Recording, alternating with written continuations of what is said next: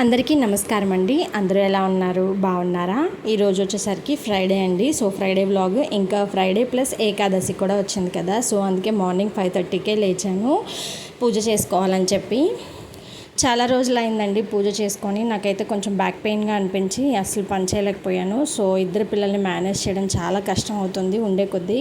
So చిన్నగా ఉన్నప్పుడు అయితే ఒకే చోట ఉండేవాళ్ళు, కానీ ఇప్పుడు కొంచెం పెద్ద అవుతున్నారు కదా, అటు ఇటు వెళ్తూ మంచిగా ఆడుకుంటూ నన్ను కూడా డిస్టర్బ్ చేస్తూ ఉంటారండి. సో కొంచెం అంతా బ్యాక్ పెయిన్ అయితే ఎక్కువైంది. సో అందుకని ఇన్ని రోజుల నుంచి అయితే పూజ చేసుకోలేదు. సో ఈరోజు అయితే ఎట్లయినా సరే పూజ చేసుకోవాలి, ఏకాదశి కూడా ఉందని చెప్పి మంచిగా ఇలాగా ఇల్లు అయితే క్లీన్ చేసేసుకుంటున్నాను. ఫాస్ట్గా అయితే చేసుకోవాలండి, ఎందుకంటే మళ్ళీ పిల్లలు లేచారంటే ఇంక ఇల్లు అంతా తిరుగుతూ ఉంటారు. సో అందుకని ఫాస్ట్గా అయితే ఇల్లు క్లీన్ చేసేసుకుంటున్నాను.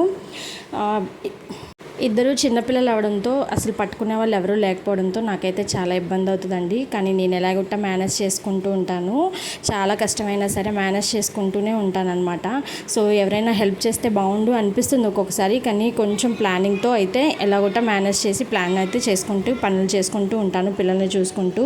వాళ్ళని కూడా ఇబ్బంది పెట్టకూడదు కదా. సో బ్యాక్ పెయిన్ అని చెప్పి ఈరోజు అయితే కర్రతో కాకుండా, క్లాత్ ఉన్న కర్రతో కాకుండా ఇలాగ వైపర్తో అయితే క్లీన్ చేస్తున్నానండి. వైపర్తో చాలా బాగా క్లీన్ అయిందండి. వాటర్ అంతా కూడా మంచిగా పోయిందనమాట. ఎక్కడైనా మురికుంటే ఇంట్లో డస్ట్ అదంతా కూడా చాలా బాగా పోయింది. వైపరే నాకు బాగా హెల్ప్ అనిపించింది, ఏది క్లాత్తో కన్నా కూడాను.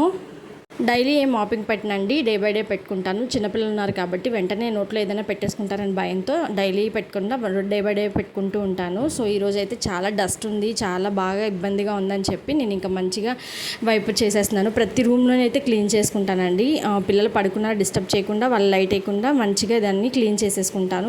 ఇంకో రూమ్ కూడా క్లీన్ చేసేసుకుంటున్నాను. ఇట్లా వాటర్ అనేది చల్లేసేసి వైపర్తో అయితే వాటర్ అంతా ఒక చోట తీసుకొచ్చి తర్వాత క్లాత్తో అయితే పిండేస్తున్నాను అనమాట.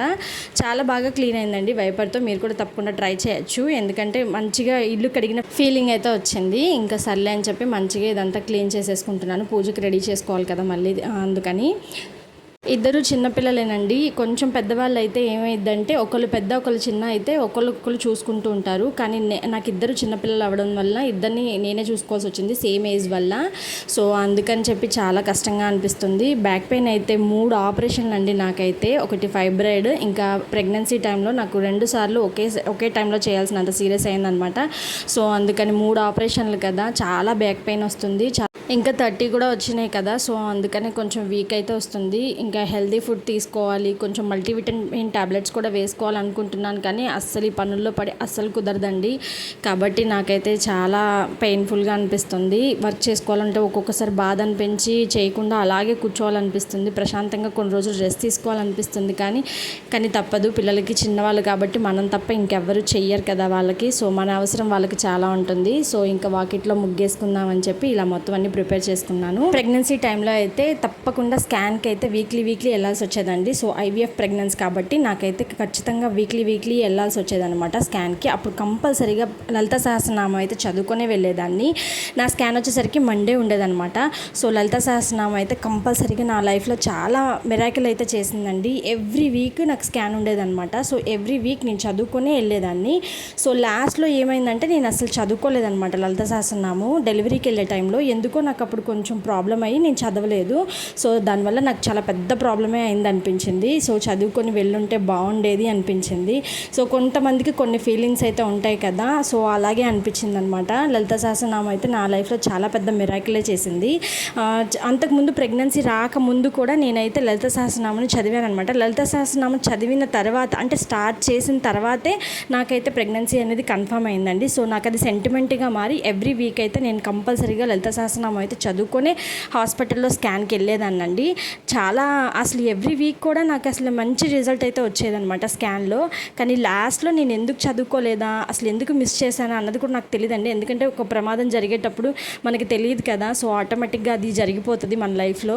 సో అది తెలియకుండానే నా లైఫ్లో ఆ ప్రమాదం జరగాలి అని రాసుంది కాబట్టి ఆ టైంలో నేను చదువుకోలేదేమో అనిపించింది.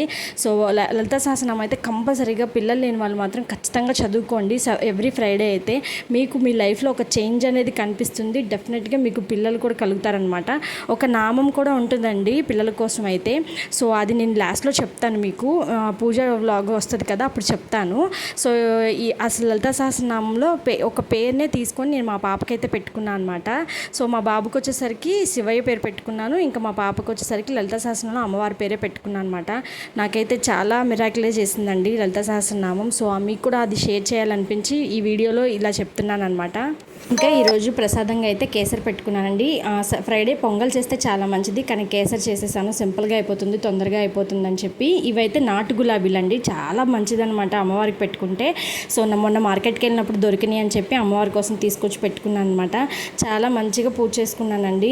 చాలా ప్రశాంతంగా అనిపించింది. ఇన్ని రోజులు నడువు నొప్పితో చాలా డిస్టర్బెన్స్గా అనిపించిన ఈరోజు పూజతో నాకైతే మంచి మనసు ప్రశాంతంగా అనిపించిందండి.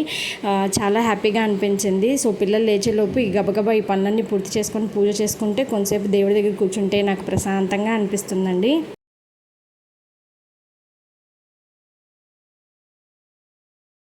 పిల్లలు లేక ఎంతమంది ఇబ్బంది పడుతున్నారో, ఎంతమంది బాధపడుతున్నారో నాకైతే తెలుసండి. ఆ పెయిన్ని నేను 10 ఏళ్ళు అనుభవించాను కాబట్టి నాకైతే ఆ పెయిన్ బాగా తెలుసు. సో నేను ఎన్ని తిప్పలు పడ్డానో పిల్లల కోసం, ఎన్ని ట్రీట్మెంట్స్ తీపించుకున్నానో, ఎంత పెయిన్ అనేది అనుభవించాను అనేది కూడా నాకు తెలుసండి. నాకైతే చాలా చాలా చాలా పెయిన్ఫుల్ అండి ట్రీట్మెంట్స్ అయితే. నాకు అవన్నీ తెలుసు, బాగా గుర్తొస్తుంటే ఒక్కొక్కసారి అయితే.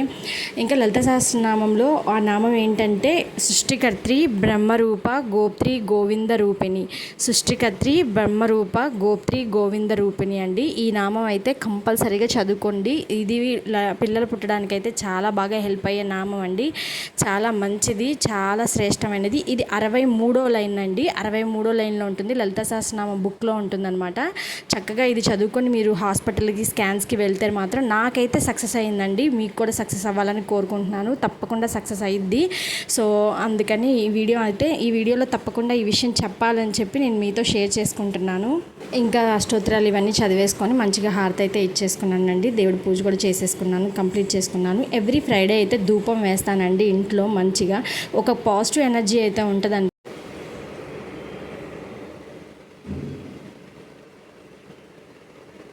నాకైతే ఇంట్లో ఎవరికైనా హెల్త్ బాగోపోయినా, చికాకులు అనిపించినా కూడా నేను ఇంట్లో మంచిగా ధూపం అయితే వేసుకుంటానండి. ఫ్రైడే మాత్రం కంపల్సరీగా, కుదిరినా కుదరకపోయినా ఎప్పుడైనా సరే ఫ్రైడే మాత్రం కంపల్సరీగా ధూపం వేసుకుంటాను ఇల్లంతా కూడా ఒకసారి. సో నాకు అది చాలా బాగా హ్యాపీగా అండ్ ఒక కామ్ ఫీలింగ్ అయితే వస్తుందండి. సో పాటలు మంచిగా దేవుడి పాటలు వినుకుంటూ టీవీలో పెట్టుకొని మంచిగా ఇలా ధూపం స్మెల్ చూస్తే చాలా మంచిదండి. చాలా హాయిగా అనిపిస్తుంది. ఆ రోజంతా కూడా చాలా యాక్టివ్గా అనిపిస్తుందండి. సో ఇంతేనండి ఈ వీడియో కనుక మీకు నచ్చినట్లయితే కంపల్సరీగా సబ్స్క్రైబ్ చేసుకోండి ఛానల్కి. ఇంకా like and share and comment కూడా చేయండి. Thank you so much for watching this video.